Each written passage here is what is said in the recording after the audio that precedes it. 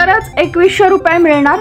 अधिवेशनाच्या पहिल्याच दिवशी मुख्यमंत्री लाडकी बहीण योजनेसाठी 1400 कोटी रुपयांची तरतूद करण्यात आली आहे। लाडकी बहीण योजनेसाठी 1400 कोटींची तरतूद झाल्याने आता डिसेंबरचा हप्ता लवकरच खात्यात जमा होण्याची शक्यता आहे। राज्यात पुन्हा आमचे सरकार आले तर आम्ही लाडक्या बहिणींना 2100 रुपये देऊ अशी घोषणा महायुतीकडून करण्यात आली होती।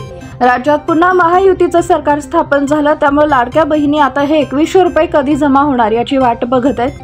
ही योजना सुरूच राहणार असून कधीही बंद होणार नाही अशी माहिती मुख्यमंत्री देवेंद्र फडणवीस यांनी काही दिवसांपूर्वी दिली होती। लाडक्या बहिणींना योजनेचे पैसे आता थेट पुढच्या वर्षीच मिळण्याची शक्यता आहे। त्यापूर्वी सरकारकडून योजनेसाठी सादर केलेल्या अर्जाची पुन्हा तपासणी केली जाऊ शकते। यामध्ये ज्या महिला अपात्र आढळतील त्यांचे अर्ज रद्द केले जातील। लाडकी बहीण योजनेसाठीची पात्रता 21 ते 65 वयोगटातील पात्र महिलांना लाभ मिळणार। ज्या कुटुंबाच्या महिलांचं वार्षिक उत्पन्न 2.5 लाख रुपयांपेक्षा जास्त आहे त्यांना लाभ मिळणार नाही। ज्या महिलेकडे किंवा तिच्या कुटुंबात ट्रॅक्टर सोडून 4 चाकी वाहन असेल तर त्या अपात्र ठरतील। कुटुंबातील सदस्य किंवा महिला शासकीय विभागात किंवा कंत्राटी तत्वावर नोकरी करत असतील तर अशा महिलांना लाभ मिळणार नाही।